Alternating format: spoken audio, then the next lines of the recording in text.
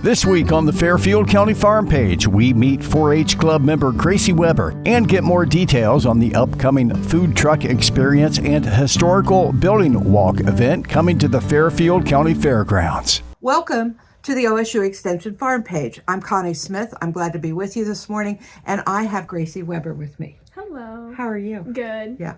So tell us about how many years in 4-H, Gracie? I've been in 5 years 4-H total, and then also 8 with my clover bugs. Okay, so help our listeners understand, because you're the first one I've asked about this. What is a clover bud and what do they do? So clover buds are basically a younger version of 4-H, and you still learn leadership skills, but you just don't get to show animals like you do as an older 4-H member. Okay, so no competition. Correct. But learning. Yes. Always learning. Okay. Mm-hmm. Always learning. And is that what kind of got you kicked off to start this amazing 4-H career you're in? Yes. Yeah. Okay. So let's talk a little bit. You do lots of summer judging. Mm-hmm. So for folks that are listening and you think the only event that happens is during the county fair when the cows and the pigs and chickens come in, that is not true. There's lots of stuff going on all summer long, and Gracie's a big part of that. So Gracie, tell me, what are a couple of the projects you took, or your favorite projects you took to summer judging? Yeah, so some of my favorite projects include the pet rabbit project, the living history, and then veterinary science. Okay, good deal. And those are probably, because I know you take a lot. Yes. Yeah, so those are your top 3? Mm-hmm. Okay, so let's talk about pet rabbit. Yes. Now, I got a picture here. You showed me, let me see, is this right? This is Little Blue, correct? Mm-hmm. Okay. Correct. And tell me about him. Did you raise him? Yes, so he was bred in my rabbitry. Okay. So I've had him since the day that he's been born. Okay, and how old is Little Blue? He's about 2 years old. 2 years old. And you trained him? Yes, I trained him to do rabbit hopping, which is kind of like hopping in horses, but they jump over different jumps, and it takes a lot of difficulty. Are you kidding? A rabbit jumps like a horse? Sorta, yeah. Sorta? Yeah, you just can't ride them. So we use little harnesses like a cat or a dog would. Yeah, because I saw this picture, and there's Yes. I don't know if you guys can see this up close, but this rabbit has a little collar and a leash. That's a leash, right? Yep, a leash. So do you lead him around, like I happen to know in horses, you lead him around a pattern. Is there a pattern for this rabbit? Yes, so it depends on the course. So there's straight line courses, which is just lines of jumps, but you have to jump over the jumps. And then there's also long jump and high jump, but it's the only jump on the course, but you're seeing how long or high the rabbit can jump. Oh my gosh. Okay, so how long does it take to train a pet rabbit? So it kind of just depends, depending on what rabbit, because Little Blue, he really likes to work a lot, and it only took me about 3 months to train him to start going over the jumps, and I've been working him for about a year, and we've made a lot of progress. But I have some other rabbits in my rabbitry that don't really like to work, and it takes a lot more progress and work than Little Blue takes. Yeah. You know, I've got a German Shepherd I've been training for a year now, and it's not going as well. I think I'll send her down to your house. I think I'll send Hazel down that way. Tell me this. Is this a project that you can take for several years as pet rabbit and just change rabbits as you go? Yeah. Or do you have to take the same rabbit? You don't have to take the same rabbit. Yeah, Okay. you can continue taking the project, but you can switch out different rabbits around the years. Okay. So has Little Blue been your rabbit all these years? Correct, yes. Correct. Okay, so he's been your rabbit. So let's just talk about, you got through county fair judging with Little Blue. And that was not county fair, but summer judging. I'm sorry. It's like a companion animal judging here. And then all of a sudden you're off to state fair. Yes. Yeah. And how many rabbits do you think you competed against at state fair? That is a good question. I think somewhere around between 20 and 30. Wow. Okay, so let's just show this. We've done this before. There's lots of kids in Fairfield County that we're really proud of come back with this purple ribbon. And that means, what does that mean? That's an outstanding of the day. So that's the top 20% of your class. Wow. Yikes. That's pretty good stuff for Little Blue. But he didn't get to go to the fair. He did not get to go. Okay, just you, the book, And then yeah. So then let's just, it wasn't just this, but Gracie came home with this. Yeah, we've seen this before. Tell us what this means, Gracie. So this is the clock trophy. So this is the overall first place or the state winner. Oh, wow. Were you shocked? Yes, I was very surprised. Okay, yeah. So when do you find that out? Do you find that out like that day Yes, in competition? so like it depends what county you're from, but like Fairfield's normally more in the morning for judging, and then you find out about 5 to 6 o'clock depending on when awards are scheduled for. Long day at the state fair. Mm-hmm.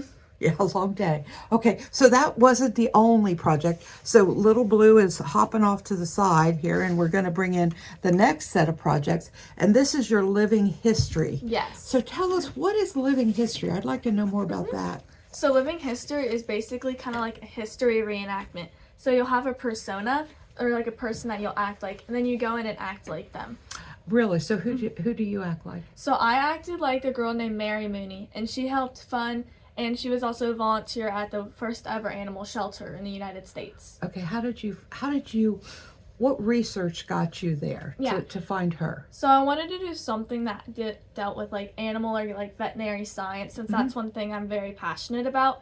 And through looking for those different types of things, I looked up one girl, Caroline Earl White, who is actually the founder of the first ever animal shelter, but I obviously couldn't play her since she founded it when she was about 30 years old. And it's not very believable for a 13-year-old to go play a 30-year-old. So what I did is I made up a character that would help there, and then that was more around my age. More around your age? Yes, correct. So when you talk about this character, do you talk about the things they would have done in like an animal shelter at that time? So within my project, I act like a person. So in my persona, I acted like someone came in and then was like trying to find a lost dog at a shelter, and that was my persona, and I was informing them about the different things around the town of Philadelphia, Pennsylvania. Okay. And then the other part of my project was presenting knowledge, things that I've learned around my project. Very cool. So like here's some pictures, and I hope we can edit these to see, but this is Gracie. She helped with a couple community service projects at the fair. So how long does it take to get in get in that persona of that person? Like, do you really have to think about that a while, or? Sometimes, but like within the book, it really helps. And then also through our meetings, we really deep dive into the different things through our persona. But then, of course, like any project, it takes preparation time. Yeah, it takes preparation. So show us. This would be. Can I put that on? Yes. Okay, so that's one of your. Gosh. Okay. So that's something you might wear to portray? Yeah. Because you want to make sure that your persona is time period appropriate. So I did like the 1870s. So a lot of like young women would wear hats like that through the 1870s. Very cool. Very cool. And so you did that at State Fair. Yes. And here we go. This is not the same ribbon. Okay, this is a new ribbon. And you brought this home. Were you surprised? Yes, I was also very surprised, as I've taken this project to the State Fair a couple of times. Okay, and then hey, let's flip this around. Let's see, we didn't just bring the purple home, we brought the clock trophy home. Yeah, so was this a shocker too? Yes. Yeah, how many participants in this particular class? Do you have any idea? Because this is the best of the state, right? Yes, correct. I would say about 10 to 20 people. Okay. So it's a little bit smaller compared to pet rabbits. Yeah. Yeah, very good. And then I know you've told me, and I didn't think we could get everything in, but your veterinary science book, you're really passionate about that project. Because I want to become an equine veterinarian when I'm older. Okay. So what do you learn in veterinary science? So you learn all different things about veterinary science. So like learning how different procedures are like performed, like a complete blood cell count. I learned how that was performed. And then I've also learned about like what vets do through different like shadowing experiences that I've gotten to experience. And then also that book is really helpful as it has a lot of good information and resources to help you. So it's in different levels too, isn't it? You start out with one level. Airedales to zebra. Yeah. And then all systems go. Yeah, absolutely. So you're in how many 4-H clubs? 2. Okay. Give us those names. Awesome Animals and then Red Horse Ranch. Red Horse Ranch. Okay. And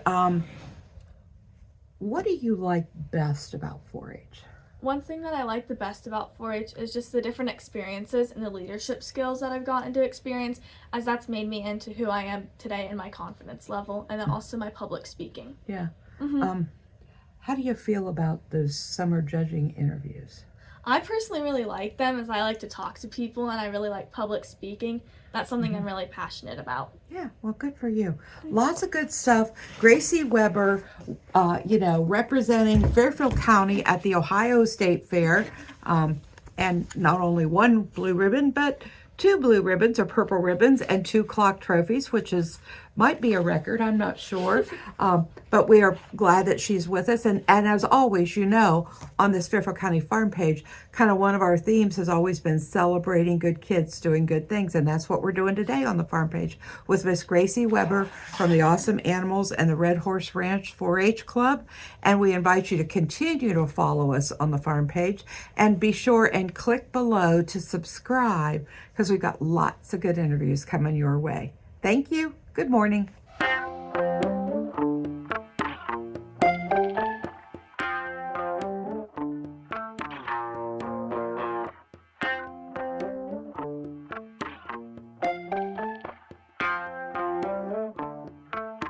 Good morning. Welcome to the Fairfield County OSU Extension Farm Page. It's been a while. It has been a while. It's good to see you again. And look at this. This is beautiful. It's that time of year, where I've got the flannel shirt on, but I've got the sleeves rolled up because it's going to be hot later today. Yeah. But fall is here. Fair weather. Yeah. Fair weather. Yeah. So in case you can't figure out where we're at, Fairfield County Fairgrounds. Yes. And the big 175th anniversary edition coming up. Yeah, how about that? So all about that, I think you should know that from the Fair Board perspective, we are doing lots of cool stuff this year that we've probably never done before. Yeah. You've seen us in a few parades. Right. Out and about with our surreys and parades. Thanks to the Fairfield County Antique Tractor Club, merchandise. I was going to say, look at that shirt. Yeah. The lapel pin,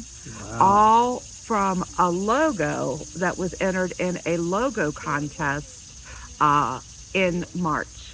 155 logos pared down to the top 7, and then the top 7 were voted on by the entire Fair Board, and we came up with this particular logo. So there's merchandise at the fair office every day, but you're welcome to stop in, purchase any of that you would like. Here's the thing, talking about new things, Mike. A food truck experience, okay?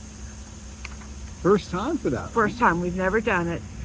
We opened the historical buildings the first weekend in June and found out people just want to see the buildings without the fair. Okay. They wanted to look in them and they wanted to just... And that makes sense because you get the fair, you got so many other things competing for your attention, and you got so much going on that you don't want to spend too much time in any one thing. And this gives you more an opportunity to really see those buildings. Yeah. So what we're wanting is you all to come out. It's free. Okay? Take a walk around these historical buildings. Free parking? Free parking, free anything. And the only thing we're asking is you consider a couple or 3 cans of canned food for local food pantries. So here's the other thing we've got a great brochure talking about the history of the fairgrounds, ways you can get involved. So we're pretty excited about this event. And then somebody's going to be singing and playing the guitar. I am. I'm looking forward to that. I will be pretty close to where we are right now, set up here by the food trucks. Yeah. So So the other thing we want you to do, bring a blanket, have fun. There's just going to be you, Mike, 6 food trucks, including the Hungry Monkey, which is a smash burger, grilled cheese food truck. Pretty good food, which is kind of a Mexican flair. Hogs and Honeys Barbecue, locally sourced meat from Bay Food Market. 614 Fully Loaded, a baked potato bar. That sounds interesting. That's interesting. And then Brew Holler Coffee Wagon will be here. Oh, hey, did I mention the Rolling Dutchman Donut Wagon from Walnut Creek. So you got coffee and donuts. Coffee and donuts. How about that? The Two of the 4 food groups. Yeah, right there. yeah, exactly. And you know, I think we're going to have celebrating your plate, eating healthy. Yeah. Maybe Maybe not so much. So anyway, come join us September 6th. We're going to try to have everything in place for you about 11 o'clock. Historical buildings are going to be open. Master gardeners are going to be here, and they're going to talk to you about the switch to a pollinator garden at the Broad Street Gate. And they're going to talk to you about that. Dave Benson will be here with a log cabin. Car show. Old Car Club will be here with a few old cars, and we're going to throw open the doors to our historical buildings. So we hope the weather is just as perfect as we have been the last few days. My extended forecast doesn't quite go to Saturday, September 6th, but it goes to Friday the 5th, which is sunny and 78. So hopefully Saturday will be similar. Yeah, so here's what we want. You know, bring your family, bring a blanket. We'll have picnic tables, we'll have benches for you to sit and enjoy. We think it's going to be a really, really good time. Very casual, very fun is what we want this to be for you all. 11 a.m. to 4 p.m. here at the Fairfield County Fairgrounds, September 6th. And again, it's free. All free. It's all free, except for the food. Food's not free. Food is not free. You're going to have to. But here's the nice thing. All of these food trucks have offered to give back dollars to the whole. One of the purposes of this, these historic buildings need spouting. And so one of the reasons we're opening those up, we're going to ask for donations as all around. If you would like to give us donations to help us get spouting on these old buildings. Okay. Because they're valuable. You know, the old buildings are valuable, and we need you to help us with that. Great. Good stuff happening, Mike O'Reilly. Yeah. Oh my and gosh. now, will the T-shirts be available that Yes, day? yes. And I'm hopeful we will have sweatshirts available too. All the merch will be out. We'll have T-shirts. We have the lapel pins. Oh, the ornament. You know, the ornament is a limited edition, only 200 of those. We'll have those out too. So we'll have everything out. We'd love to sell you T-shirts.